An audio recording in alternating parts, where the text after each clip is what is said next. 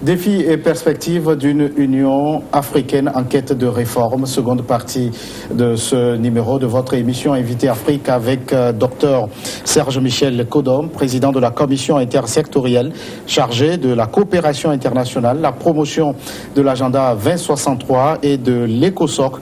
Dr Serge Michel Kodom, on parle des réformes, renforcer notamment les prérogatives de la commission de l'Union africaine. Est-ce que cela peut-il conduire à mener des discussions sérieuses entre, par exemple, la commission de l'Union africaine et la commission sœur de l'Union européenne? C'est un exemple. Oui, je l'avais dit donc tantôt que actuellement nous avons 9 partenariats stratégiques, mais le partenariat le plus important, le plus significatif, il faut le dire, c'est celui donc de l'Union européenne et le second la Chine. Mais pour nous, pour revenir à votre question proprement sur le partenariat avec l'Union africaine, est-ce que les réformes amorcées pour revoir les capacités donc de l'Union africaine pour pouvoir discuter avec l'Union européenne, pour nous, c'est un impératif. Je vous explique. Les accords de Cotonou prennent fin donc en 2020. Et donc, il faut revoir le terme de ce partenariat. Et lorsque vous prenez les accords de Cotonou, il s'agit donc de l'Union européenne et les pays de l'Afrique, Caraïbes, les ACP. Les ACP, Afrique, Caraïbes et Pacifique. Et lorsque vous prenez donc les pays de l'ACP qui ont donc signé, il n'y a pas les pays de l'Afrique du Nord. Les Afriques du Nord et l'Afrique du Sud ont le partenariat directement, alors qu'il faut parler d'une seule voix. Donc, pour nous, il faut renforcer donc les compétences ou les capacités donc de la Commission qui regroupe donc les 55 pays pour pouvoir discuter avec l'Union européenne. Pour nous, c'est un enjeu capital. Vous voyez, le raisonnement que je tiens doit amener les Africains sérieux à comprendre que certains Africains ne peuvent pas négocier leurs propres accords avec une entité qui signe ou qui noue des partenariats avec une entité globale dans laquelle eux-mêmes pays sont membres. Donc pour nous, il faut renforcer les capacités, il faut aller vers ces réformes-là justement pour pouvoir donc avoir un accord commun avec les pays de l'Union européenne. Ceci dit, lors du sommet extraordinaire donc en novembre dernier, les chefs d'État ne sont pas mis d'accord sur ce point. Il faut le dire parce que pour moi, c'est un processus, c'est des sujets qui sont mis sur la table. C'est vrai aujourd'hui qu'ils n'ont pas l'assentiment ou ne requièrent pas l'unanimité autour de la question, mais il faut continuer par discuter, échanger pour aller vers ces réformes qui sont à saluer et qui doivent être promues justement pour l'unité de notre continent. Et avec ces réformes, docteur, est-ce que vous avez le sentiment que les deux commissions pourront peut-être enfin parler d'égal à égal? Mais c'est ça, justement, parce que lorsque vous avez un père qui a peut-être 3, 4 femmes, excusez-moi, je prends le cas donc aussi simple comme ça pour illustrer l'argumentaire. Si toutes les femmes sont ensemble, le débat est plus intéressant.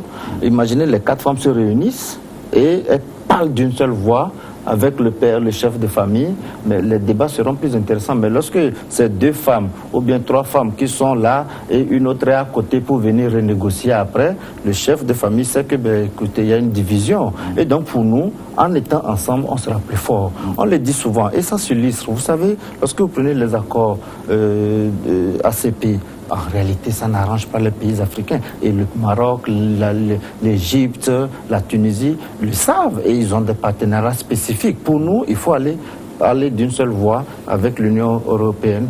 Et il y a l'accord, la réunion qui s'est tenue donc à Abidjan entre l'Union africaine et l'Union européenne a été assez houleuse. Et les vérités se sont dites. Pour nous, c'est des premiers pas. On espère que voilà, les années à venir, déjà l'année prochaine, les négociations pour revoir les accords Union africaine, ACP, donc vont vraiment nous permettre de comprendre que parler d'une seule voix sera le salut donc de notre union. Alors, parmi les nombreuses réformes qui sont amorcées, il y a sur le plan économique la mise en place d'une zone de libre-échange à l'échelle continentale. Que faut-il attendre de cette réforme lorsque les gros morceaux du continent comme le Nigeria, l'Afrique du Sud sont réticents aujourd'hui? Alors, vous savez, la ZLECA, qui est la zone de libre-échange continentale africaine, qui est d'ailleurs même dirigée par un grand panafricaniste d'origine algérienne, est une nécessité. Malheureusement, lorsque vous prenez la force du Nigeria pour ce qui est du bloc ouest-africain, le Nigeria seul capitalise pratiquement 80% des échanges et l'Afrique du Sud, pareil. Donc, pour ces deux pays que vous avez cités justement, on peut dire que ce sont les gros morceaux en termes de pouvoir économique au niveau de l'Afrique. Mais aujourd'hui, vu le contexte de réforme de l'Union africaine, où ces chefs d'État justement sont des acteurs clés, et nous saluons déjà au passage le président, l'ancien président du Nigeria, Olusegun Obasanjo, qui travaille justement, qui a le portefeuille donc de la mobilisation des ressources. Nous pensons qu'on ne peut pas parler de mobilisation des ressources financières sans parler de l'économie, sans parler du commerce, sans parler donc de l'industrialisation. Et donc, ces pays qui ont plus ou moins un léger avantage en termes d'industrialisation, donc sur le reste donc, du continent des pays africains, je pense qu'ils protègent leur marché, certes, mais il faudrait comprendre qu'en s'appuyant sur les CER, les communautés économiques régionales, comme telles que je l'ai définies, déjà en termes de monnaie, au niveau de l'Afrique de l'Ouest, nous avons au moins 4 monnaies. Il y a le Naira pour le Nigeria, le CFA pour le Ghana, le CFA et le Libéria aussi qui a sa monnaie. Et la monnaie guinéenne. La monnaie guinéenne. Donc vous comprenez qu'il faut maintenant aller vers une union monétaire par région pour pouvoir fusionner après.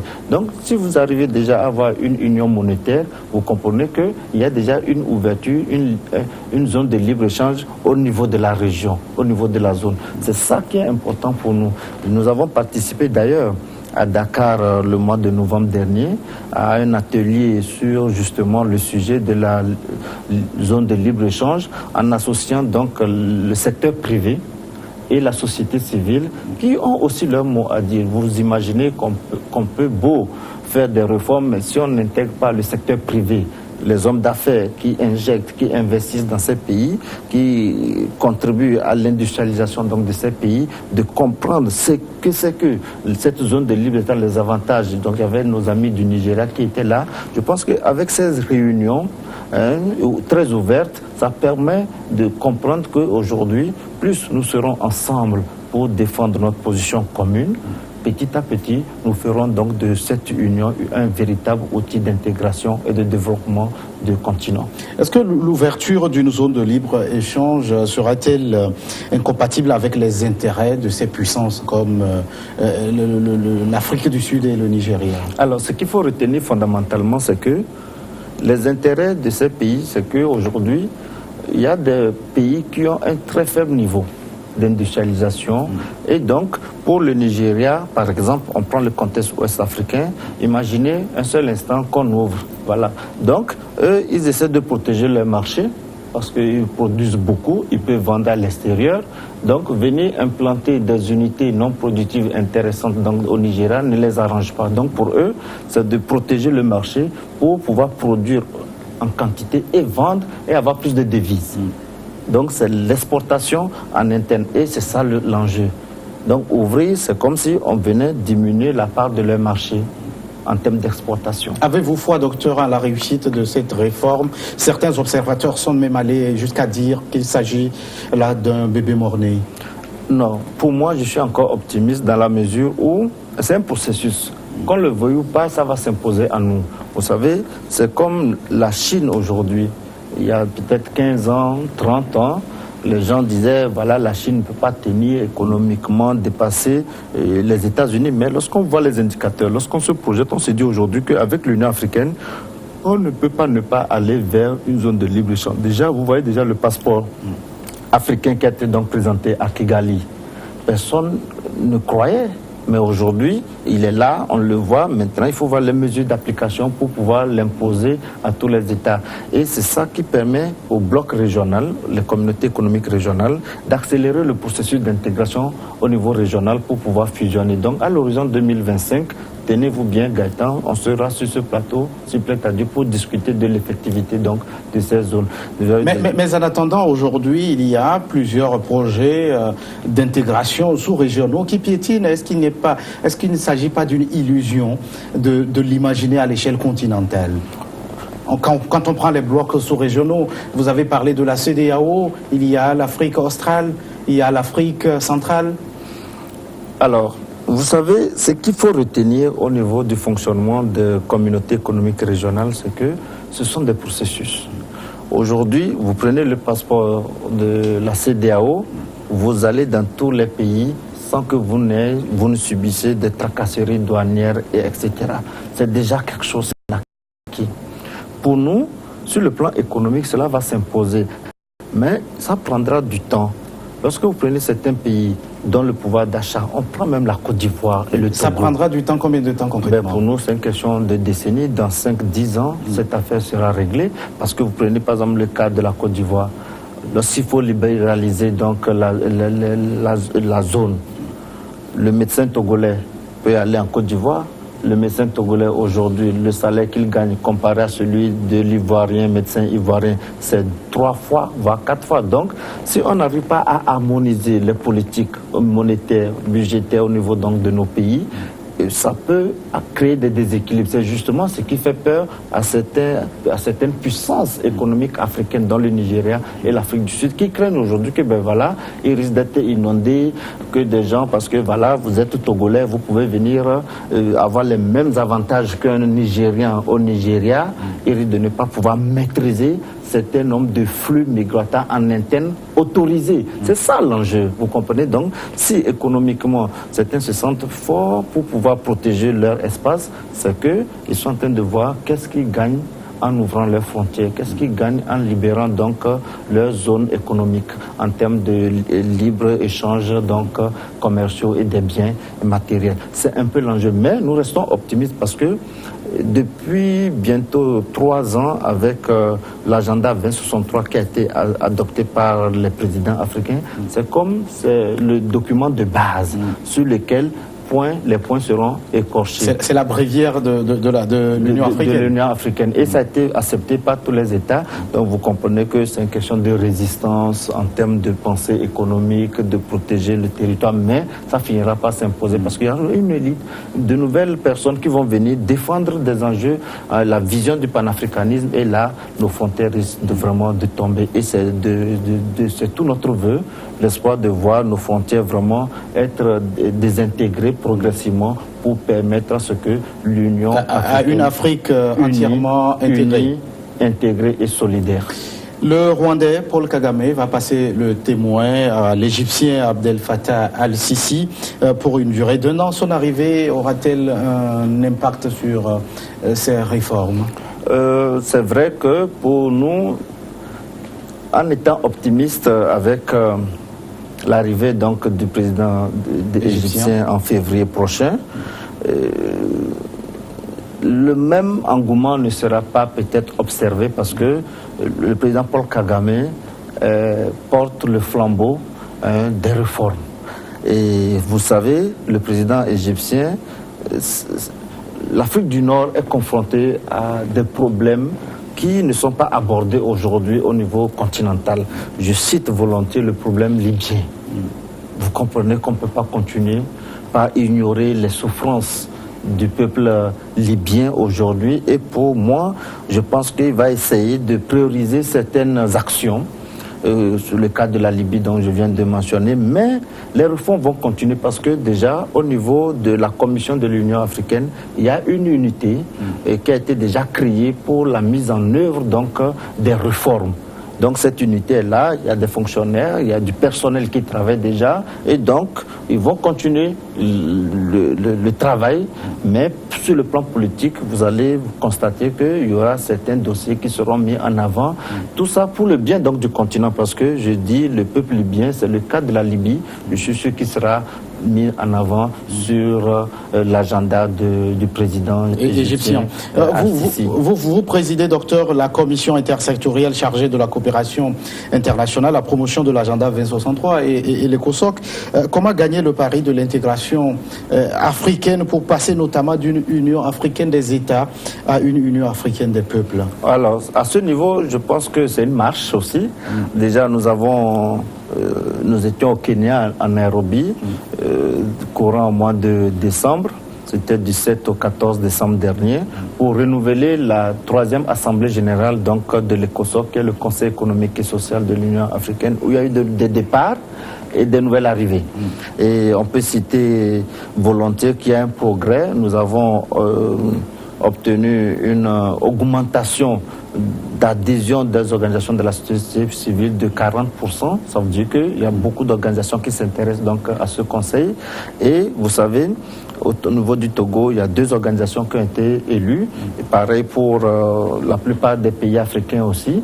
Et il revient donc à ces 2 organisations de continuer à piloter la mise en œuvre de la vision ou du moins des objectifs contenus dans l'agenda 2063. Nous allons d'ici quelques mois organiser une conférence de presse justement pour parler de ce que l'Union attend de nous au niveau de l'ECOSOC pour pouvoir amener tous les acteurs de la société civile à comprendre le fonctionnement de l'Union africaine, et de 2, porter la vision du panafricanisme et surtout s'approprier le contenu de cet agenda 2063. Dans quelle mesure les activités de l'ECOSOC vont-elles constituer un véritable moteur dans la mise en œuvre de ces réformes au niveau continental? Alors, au niveau continental, comme je disais, je préside une commission, la commission transversale chargée de la coopération internationale, et je salue au passage le directeur du département de partenariat, Dr Evi, qui est nigérien, avec qui nous avons de très bons rapports, qui nous associent donc aux activités donc, de la commission de l'Union africaine. Et vous comprenez déjà que moi, étant togolais, médecin, lui il est économiste, il est médiateur, il est nigérian, mais toutes les activités qui se préparent, nous discutons ensemble. Il a besoin d'écouter la contribution, de prendre en compte la contribution des acteurs de la société civile. Et moi, je travaille en coordination avec les autres membres de ma commission. Il y a les Mauriciens, les Algériens, les Ivoiriens. Donc, nous essayons de faire des contributions. Et pour nous, c'est ça l'intégration, de pouvoir en un clin d'œil tenir compte des avis des acteurs dans les différents pays africains.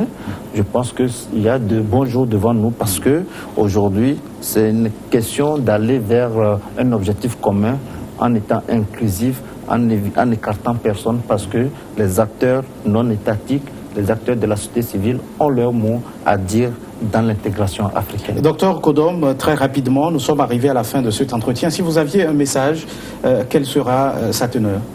Alors, surtout, comme nous sommes en début d'année, je voudrais profiter de votre antenne pour souhaiter mes meilleurs vœux de santé, la santé, mes meilleurs vœux donc, de paix surtout, parce que l'Afrique a encore quelques foyers avec les djihadistes qui essaient de déstabiliser le nord du Cameroun, l'Afrique de l'Ouest, le Mali, le Burkina, et même un peu au-dessus de nos frontières togolaises et béninoises. Je pense que nous avons besoin de paix. Et le dernier vœu, c'est aussi aux acteurs politiques du Togo et de l'Afrique tout entière,